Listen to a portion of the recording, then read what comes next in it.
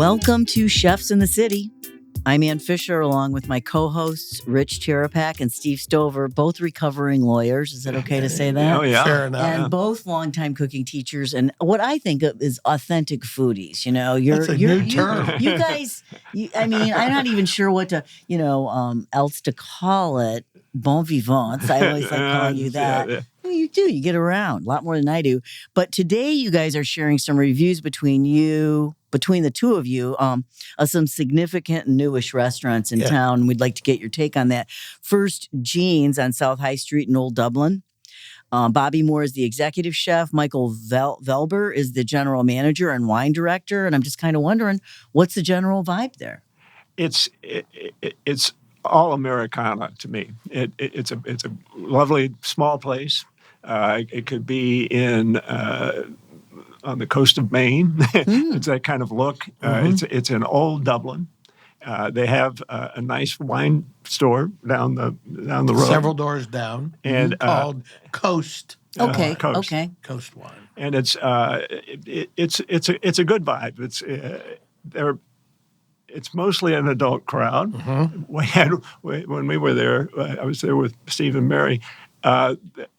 Some poor 2-year-old fell off a chair. That was the only disruption. Well, they have it on their website. Yeah. We're open to everybody, but it's small. There's not the room for 35 seats, high chairs approximately. and that kind of a thing. Yeah. But it's an adult crowd. It's sort of a cozy, clean lines. No tablecloths, just nice wood furniture, woody room, small, and there's a parking lot there. Oh, too, wow. which is, Free parking? Yeah. which is something in Old Dublin. In Old Dublin. And it's very comfortable. And the staff, our waiter in particular, was very knowledgeable about the menu And the wine. list, Which is nice because it's a pretty sophisticated menu. It is, and he could describe what it was all about. In fact, Steve had to take more notes than he usually does. That's right. And it's a small menu. There are like 4 startery kind of things, 4 first courses, 4 entrees, and 2 desserts on a piece of paper, not a plastic menu. Yeah. So it obviously changes often. It's seasonal, very seasonal, and now it's Besides the tomatoes. tables, they have a bar at which you can have dinner as well. Oh, okay. Small Okay. bar. Yeah. It's on the current menu. There's a lot of tomatoes, eggplant, stuff like that. Per the season. And they of course have what's become the ubiquitous whipped ricotta with grilled bread, and Metsi's has it too. And I'm seeing it all, and hello, in a good way. I think this is such a nice, an escape from the rolls and butter. The whipped ricotta is and it's really good. I put olive oil and salt. We did it at a cooking class, didn't we? Yeah, I think so. Whipped ricotta we did. olive oil, salt and pepper, and that's it. Yeah. And then you put it on bread, or put it with fruit, put it with meat. Yeah. It's very versatile. That was one of my it seems lighter. Maybe it isn't, but it seems a lot lighter than butter, than just having Exactly, and a little bit more flavorful. Right. So I want to just talk about the oysters on the half shell right off the bat. Did you? We did not. Are you not oysters people? No. Okay. Steve and Mary. I've always wondered because I bring it up. Oh. They got very ill in France one time, and they haven't been back to that yet. I'm Actually, an oyster person. I'm more of a mussels person. Okay. Because you get a lot of them, and not as expensive. Whip for the bargain. Yeah. Okay. Well, that makes me really sad. And we are here in the middle of Ohio, and you always are somewhat reluctant on how fast you these want to oysters know get to how town. fresh they are, for sure. You want to know if they're in season. Oysters, yeah. Currently they have a melon, and they have the whipped ricotta. They have a melon and speck, which is sort of like prosciutto and melon kind of a thing. And that sounds crudo. So good, though, that melon. And there's a lot of speck on there, and an eggplant and tonka stew, and hamachi belly. Describe hamachi belly for the It's crowd. a kind of fish, fish belly, with sweet corn velouté, summer squash, and lime butter. Very seasonal. They also have a ricotta cavatelli. Okay. That's they almost always have a pasta. This with cavatelli, artichokes, maitake mushrooms, English peas, and parm. So Nice. a pretty sophisticated menu. Yep. I thought it was interesting they included scarpetta, the crusty focaccia, as a separate, if you want some bread to mop it up with. Exactly. I thought that was kind of cool. Yeah. So recommend, thumbs up. We're a thumbs up crowd here, anyways. Yeah, it's a We thumbs up. review when we like it. We don't. We also had Mary had asparagus with grabiche sauce. She also had and confit cod and crispy speck, braised leeks, and then burrata, leek tapenade, and rye chips. I had the ricotta with cavatelli, then with green garlic, maitake mushrooms, and English peas. And Rich had the bone-in. I had the bone-in giant pork chop, which I just love. It was grilled. It was with a grits. Grits, yes, mushroom grits. It was substantial and very good. But you can see from Steve's description of the menu that it's great to have a waiter that knows what's. It's complicated. It is complicated, and even for those of us who hold ourselves out as knowing something about food, it's complicated. So give it a try. Jean's in downtown Dublin. Old Dublin. Old Dublin. And they do have a nice wine list. And free parking. And free parking. But make a reservation because it's small. It's busy. Okay. All right. Now, so we have to, let's see, where am I talking about? So we talked about Metsi. Oh, that's right. Metsi's. On East Lincoln in the short north. We're traveling across the city today. Metsi's is the newest brainchild of chef owner B.J. Lieberman and his business partner and spouse, Bronwyn Haynes, the team behind Chapman's Eat Market, which is going away, and also Ginger Rabbit. Yes. Yeah. And so when the Columbus Dispatch interviewed them a few months ago, they said they wanted to open an approachable, fun, quote, Italian restaurant in Italian Village. So how'd they do? They did great. I think they did really well, and it is approachable, and the price points are much more friendly. Yeah. It's and Lincoln and Pearl, by the way, and it's technically it's on the east side of High Street, so they tucked back in. They qualified as Italian Village, but it's pretty much the short north. Yeah. One of the benefits for those of us who don't drive down that neighborhood that often is the parking is very convenient. It's part of a building, a new building that is mostly a parking lot. And it garage. It's the one that's back off of High Street back there. Yeah, yes. a garage, a 5-story garage. But you have direct access to the restaurant by way of an elevator. You barely have to go outside, maybe not at all. You don't. And so it's good for those folks who might be a little particularly for some of our friends, to get them downtown. Well, you don't have to deal with the crowds on the street. It's very crowded. You don't have to go outside. The elevator drops you outside the inner door of Metsi's. And during into the inclement bar. weather, you don't have to worry about, whole thing. So, I'd like to say rest in peace, Chapman's Eat Market, which was a favorite. We did not make it down there to say goodbye. But I think... and this is the second iteration for BJ in this location. Yeah. So. And it was... it's very light and airy upstairs in the bar. They have a happy hour everywhere from 4 to 6. And then downstairs, it's sort of dark and interesting lighting and a huge wall of fire because, first and foremost, it's a wood-fired restaurant, and that seeps into the appetizers and the bread and the all the entrees and grilling and things like that. So, and I agree. He used the word approachable several times when we went in before it opened to see the place. It was redone. I'd call it approachable, and I'd call it Italian comfort food at reasonable prices. And for a happy hour menu, go in and look at the menu, and you see one price, but it's half of that. Yes. So 4 to 6. Nice happy hour. So and they have 5 different kinds of Negronis. That's right. Get the Negroni made with tequila if you're feeling gutsy. Okay. And you get it at half price. So it's a great happy hour, and we've been there now 4 times. And Tried guess- almost everything on the And, menu. Yeah, I and think we so you're tried. giving this a 2 thumbs up. So I loved it's not a huge menu, but I love the breadth and the depth of the menu. I felt like it just covered all the bases that you would want. That there's something for everyone on it, interestingly.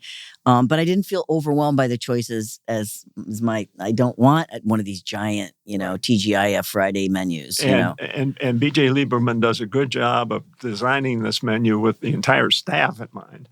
And they talk about and test a lot. And so the stuff they have on the menu has been thoroughly vetted by people who know what's good. And remember, BJ was on one of our podcasts, so if you want to go back and see and hear what he has to say, I think that would be a good exactly adjunct to going to Metsy's. So what are we going to focus on? Let's talk about the beef carpaccio. One of my wife's favorite things is on the happy hour menu, or on the menu. We've got the requisite calamari for an Italian restaurant. It's excellent. It's a little crispier. So I think they do a better job of it. Sometimes you bite into calamari and it's a little too soggy and chewy. I like the fact that it was served with a little caponata, which is like an eggplant and zucchini dish. Oh, nice. Okay. Arugula and a little wine. And, of course, they have, as we just mentioned, the sourdough focaccia with whipped ricotta. Yep. and the mushroom arancini, a classic Italian dish, but not often made with mushrooms. And it's made with mushrooms, fontina cheese, pomodoro sauce, a tomato sauce. And It's Parmesan. a deep-fried rice ball. They take risotto, bake it into a ball, dust it with About the size of a tennis ball. yeah. Oh, So it's not. And I think it's there are substantial. 2. And then there's my wife's favorite thing is the wood-fired artichoke. It's fairly good size. And it's the whole it's plant. a Okay. whole plant, opened up and grilled with garlic, aioli, and herbs, and it's like a salad in some ways. But it is. Do they serve the heart chopped up already? I mean, No, I think it's there. whole. Okay. They have to cut it up. Speaking of salads, they have a great grilled Caesar. One of our favorite things. Again, it's a little bit more unusual. It's a little bit more chopped up. It has a little bit more of a toasted breading. Oh, On Uh-huh. I like top. the idea of it a little bit more chopped up, grilled Caesar myself. Yeah. I don't.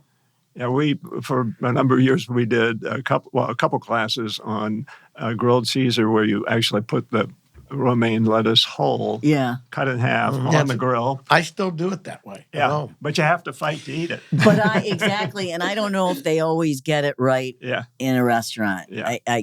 It's so I like the idea of it chopped up. the- and You do this have to has work at been it. grilled too. Yeah. So It's got a wood-fired flavor, which I think is Mm, really yeah. important. Then they have a house salad, and we've not had this, but a shaved fennel and strawberry salad. interesting combination of flavors. A little Yeah. licorice and strawberry. Yeah, well, it sounds like it could work definitely. Oh, ducking back, I wanted to mention it's a very interesting presentation of fried calamari. That's also on the sharing of the antipasti, along with grilled olives and shrimp oreganata. So there are 7 antipasti and 3 salads. So Ooh, that shrimp oreganata sounds really like scampi-ish. Yeah. baked Yeah, Italian it's like breadcrumbs, baby white wine. langoustini. Essentially, is what they're replicating. Then have you had desserts yet, or do they not have desserts? Oh, they do have desserts, and we've had a couple of things. What did I have? We haven't talked about the pastas. No, on the we other have side. we have pasta, and we have risottos, and we have sides. So we have the pastas. I think are particularly good. They're we're appropriate. They're handmade and in the restaurant.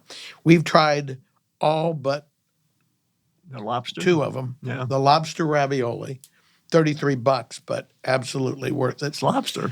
Yeah, I've had the cacio e pepe twice, which is I have too, and I've had the bolognese a couple of times. So Yeah. it's because it's my favorite sauce. the Uh-huh. bolognese, the tomato sauce with on fresh pappardelle, which is a big wide noodle. That's one of my favorites, and Parmesan, and the cacio e pepes with a curly noodle, and all it is, it's cheese and pepper and noodles. pasta. That's it. Yeah.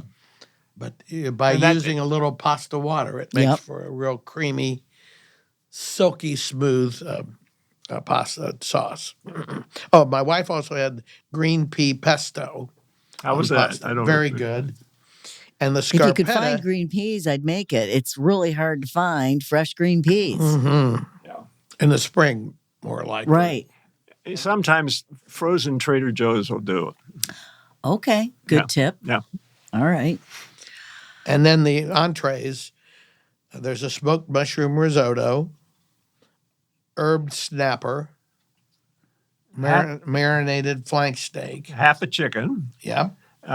So you could share that. Some of these should be shared. Yes. Half a chicken. The osso buco is a fairly good sized portion.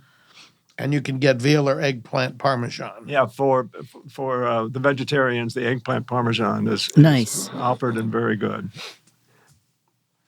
So Angel hair, the pasta on the as Just a some side. sides, yeah. with red sauce and parmesan.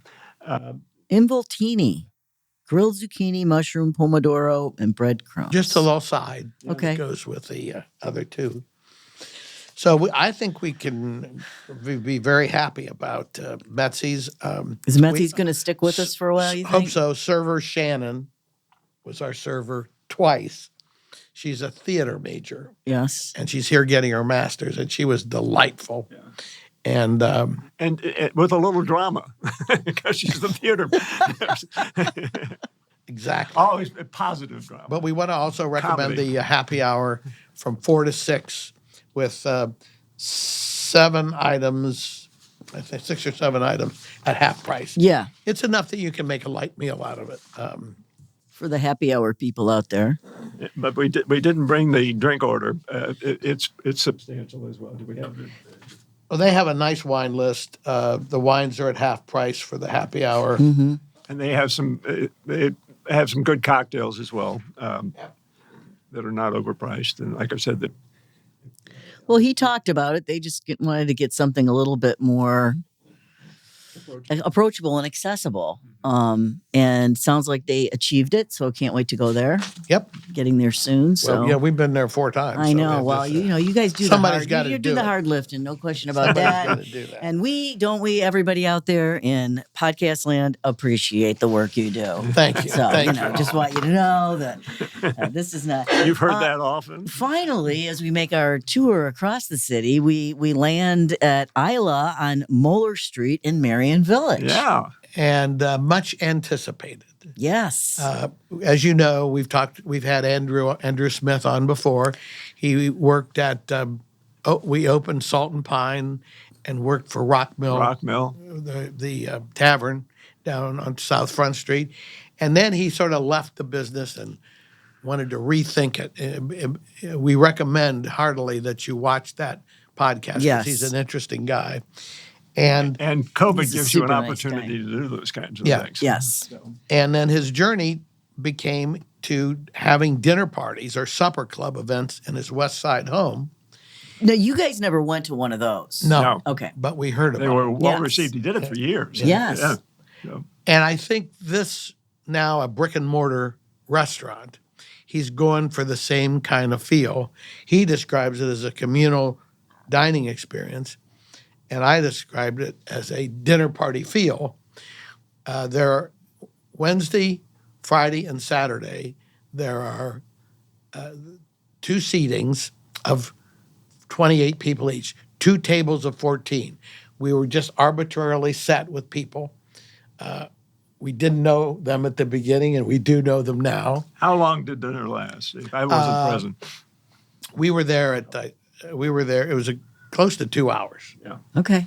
And you got how many courses? And I thought it was really interesting that almost all our table, or at least the group at our end of the table, stayed after it was over. Became And fast friends. kept chatting.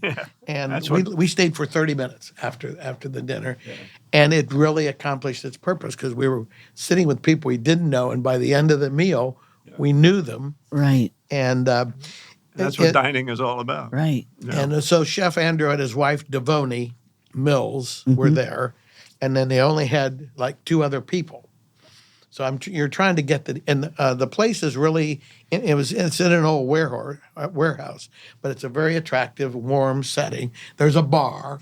And there's also, it's a venue that they want to be able to use for larger events, right? They have an event. Well, there's opportunity actually an there. event center in the building that's separately owned. Okay. But theirs is big enough that they can do separate events. So Wednesday, Friday, and Saturday, they do this dinner party. 28 people, 2 settings. On Thursday, he does a chef's counter. And people come in and they're like 6 or 8 people. They sit at the counter. It's more expensive.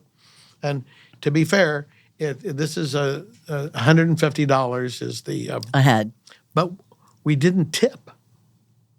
Oh, There there's no. was no place That's on. You included paid in it. you paid ahead, and the only thing you spent money on there was the wine. How European. And But so, they're getting compensated properly Right. because that's part of his mission is to take care of his people. yeah. And we like to see more and more of that, actually. Yes. It's a better way to maintain staff. And there were 9 different tastes. First of all, beautiful pottery serving. Yeah. Now, why does that make a difference, do you think? I just think it makes the plate look good, and it makes it certainly more interesting. And you always eat with your eyes first. Right. And it's a subject of conversation with the people at the dinner party. So I wanted to know. First thing was scraps. They make a soup from all the leftover That was ingredients. an interesting, love Might be that. thrown interesting introduction. Yeah. Just a little cup of soup, and it was tasty. And Stone soup. he said he sort of tells you what the scraps were, and then you can A taste scrap it of the day. and, Yeah. and see what was in there. What was in yours? What did you think of it? I thought it was really There's nothing he interesting would put out that wasn't and incredible. light, But but full flavored. And I don't remember what the Was it in broth or was it? it was broth soup. Yeah, Okay. broth. yummy. And then we had a cheddar scallion fritter, something fried, and that sounds really good, right? Who doesn't love a good Cheddar fritter? and scallion fried with green garlic oil and It takes a lot of scallions to do that. and foie gras applesauce. Yeah, tell me. All right. Okay. I don't get that. So tell me. Well, How does maybe that it was work? foie gras and applesauce. I was going to say Yeah, okay. it had to be foie gras with applesauce. You couldn't replicate No, you foie couldn't. gras No, with you couldn't. applesauce. But Yes, it was I a very interesting, they're all tight little plates. They're visually attractive and they're interesting and they get people talking. They create conversation. But Then the we, food wasn't overwhelming. You didn't feel like small portions, but where there were 9 of them. So you don't go hungry Right. when you're And when there. you say it gets people talking, tell me what you mean by that. Well, ooh, what's people are this? there because they're foodies, Yes. probably, and they're willing to spend that much money, and so they're interested in food. And as they introduce the plate, and you taste it, and you have to talk to somebody about it. You say, "Ooh, I like this," or "Ooh, I like that," and it generates the conversation that makes it again more of a dinner party feel. Is there a wine pairing? There must be. Or There you is could pay wine extra on the for it. menu at very low prices. I think our bottle was $40 or $50, and Wow. That's it was a nice Spanish wine that went with it was flexible, like a Côte d'Aron. A blended wine usually goes better with food, and so I think that was. Was that what were the wines recommended? There was a very small wine list, so Okay. it was just. okay. Couldn't go wrong. We think they picked the wines to go with the food, and we had a scallop, a beautiful scallop with a little bit of carrot, coconut milk tea infused with grated ginger, so a little and tamarind. Oh, so you're little- drinking that with with the scallop. Oh, A little, okay. a little cup of So, something. so this is a big sea scallop, I assume. Yeah, Okay. it was beautiful, perfectly cooked, and then a tartare tart, which was local New York strip tartare in a buttery, flaky pie shell with cilantro salsa, buttermilk salsa, and a little turnip, which I didn't get the turnip. So Did they reduce the buttermilk? I think so. Yeah. I couldn't figure that one out. But We'll have that to try was it. that night. Yeah. Their menu Yeah. must Changes change every night. Wow. I mean, just Exactly. But I thought the tartare tart was just really cool. So I was wondering, have either of you been to other restaurants with this communal dining experience? Yes. Well, Agni Agni, is somewhat like somewhat that. like that. Well, It's a fixed menu, and they do have a communal dining room. Yes. Oh, yeah. Yeah. but so how does this stack up? I mean, how does this compare? What do you make of that? Well, I think approach. the dinner party approach is unique. We've been to tasting dinners that lasted 5 hours at Atelier Cren in San Francisco, but we were at our own table and we had a relationship with the server. This is more of a, mom and dad are bringing the food and putting it down, and then and they'll introduce it to you, and then you talk among yourselves. Okay. And that's again. I've had one experience of a lot of fun. It was because it was great, sophisticated food served at Ray Ray's in Granville. And That supper club. the supper Oh, club. that's right. And it was a heck of a lot of fun and some very it was a fairly intellectual evening because the Denison crowd was there, but all people who enjoyed the food a lot and enjoyed being with each other. So it was probably about 14 at the table. As I said, I haven't seen it anyplace else. So we're going on with the menu. We have a grilled Japanese turnip with greens, scallion oil, and dry chili crunch, which is chili. It's a chili thing that's really big in the New York Times. The chili crunch is a big deal. Chili crisp is what it's called in the New York Times. Okay. And well, it must be true then. and then we had a palate cleanser with frozen blueberry and preserved lemon, and a little ball, and then Argentine red shrimp, one of my favorites, with sourdough croutons and Carolina gold rice. Yes, so it which could have been Southern, and it could have been not.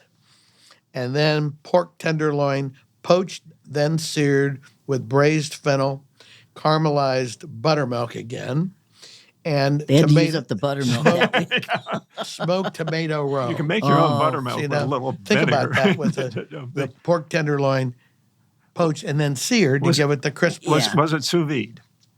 Probably. I can't imagine just poaching it and And it would be overcooked with I would pork. guess. It'd be overcooked, yeah. And then finally, a Blue Moon pavlova, black raspberry ice cream on shreds of meringue with tart strawberry powder and Pavlova is essentially a dessert with meringue. is meringue. Yeah. Yes. So there you have it. 9 tastes, very, very interesting. And we went away wanting more of the experiences like that. But not hungry. Not hungry. Not Okay. hungry. Absolutely not. Okay, that's Isla in Marion Village. East Bowler. So we went from Dublin, downtown, and then to Marion Village. Yeah. That's great. I mean, Let's do it again. Let's do it again is right. Well, that is just about all the time we have now for Chefs in the City. Thanks to my co-hosts, Steve Stover and Rich Terapak, the great reviewers that you are. Appreciate it. You do the tough work. Somebody Here we has go. to do Somebody it. has to It's for do it. It's a community service. And thanks to you out there in the podcast world for joining us. And remember that a meal is always better shared. So share this with your friends and family. And until next time, goodbye.